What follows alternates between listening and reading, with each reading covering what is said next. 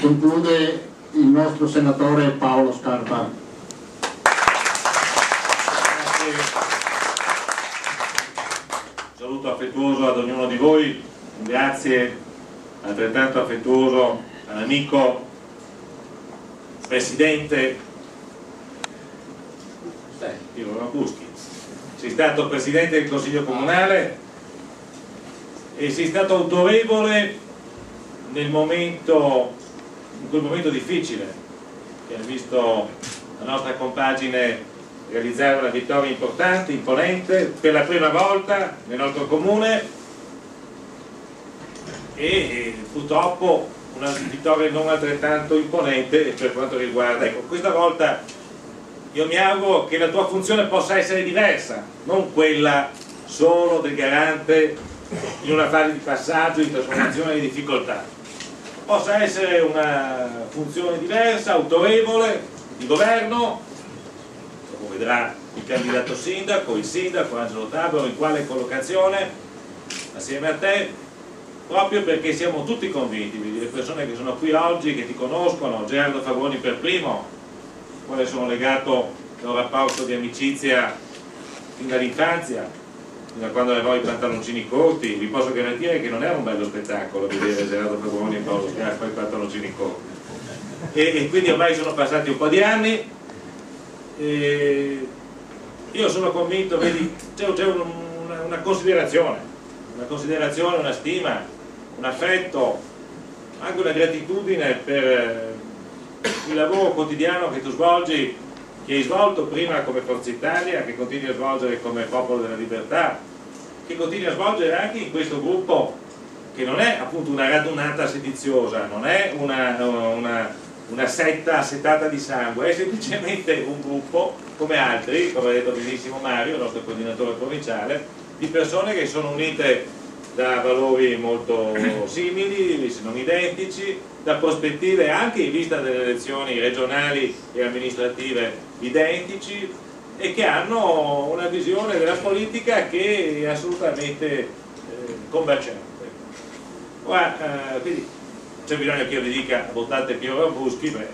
fatto stesso che io sia qui ha un suo valore, diversamente mi sarei inventato un raffreddore, ma invece non sono assolutamente raffreddato. Sono lieto di essere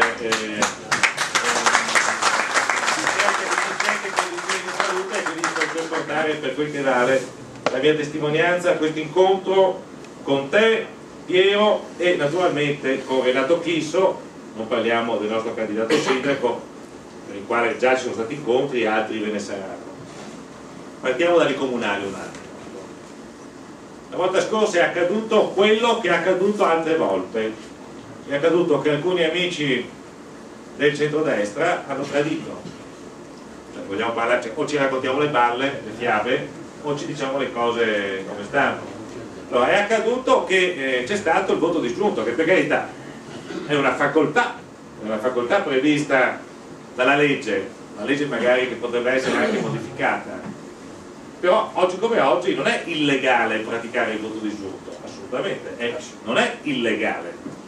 è, a mio modo di vedere, secondo il mio modo di vedere, potrò sbagliare, immorale, che è diverso. Io non sono per lo stato etico, però ritengo che un po' di decenza a questo modo ci debba essere, quindi anche nel mondo politico, anche quando ci sono le elezioni amministrative, quando ci sono le elezioni regionali, quando ci sono le elezioni di altra natura. Quindi trovo che se può essere compatibile con la legge, ritengo che non sia assolutamente compatibile con le regole o con il codice d'onore, con le regole morali che ognuno di noi ha nel momento in cui si riconosce in Forza Italia prima, del Popolo della Libertà oggi. Quindi la volta scorsa sono mancate centinaia di voti di persone che hanno votato Forza Italia, PDL, che hanno votato Alleanza Nazionale PDL, che hanno votato altri partiti nostri alleati e che purtroppo non hanno ritenuto di dare il consenso alla persona che non si è imposta come un dittatore alla cittadinanza, che non si è imposta dicendo in maniera non accettabile per le nostre mentalità, per la nostra mentalità portoghese, io voglio essere a tutti i costi il vostro sindaco perché nessuno meglio di me, no, ma che si è imposto con la sua gentilezza con la sua capacità, con la sua esperienza, con l'esperienza culturale. Io l'ho conosciuto quando era giovane professore di lettere, poi ha fatto un carrierone magnifico adesso accanto al presidente Galan, non tanto in quanto presidente della regione ma come assessore regionale alla cultura, il suo segretario regionale della cultura. È un eccellente manager della nostra macchina regionale, lo ha dimostrato, e quindi si è imposto con le sue caratteristiche umane e professionali, con la sua disponibilità a lavorare insieme a noi, a tutti quanti noi, per la nostra città, per risollevare la nostra città che evidentemente ne ha un bisogno assoluto. Però cos'è accaduto? È accaduto quello che è successo con Muschietti la prima volta, che è successo con Geremia la seconda volta, che è successo con Mazzone la terza volta, è successo con lui. Adesso basta, diamoci un taglio, diamoci tutti quanti un taglio a questo modo di fare. Caro Gerardo, hai perfettamente ragione, e allora credo anche che per esempio dobbiamo darci delle regole di comportamento, cominciare a vedere, io magari lo vedremo insieme dopo le elezioni amministrative, i consiglieri regionali, i consiglieri comunali che magari anche eletti dovessero avere un determinato determinata percentuale di voti disgiunti superiori alla decenza. Dopo decideremo quale deve essere la decenza. Secondo me non ce ne dovrebbe essere nemmeno uno, però metti che la signora Maria si sbagli, 1 o 2 possono passare, 3 possono passare. Quando sono tanti, allora forse qualcosa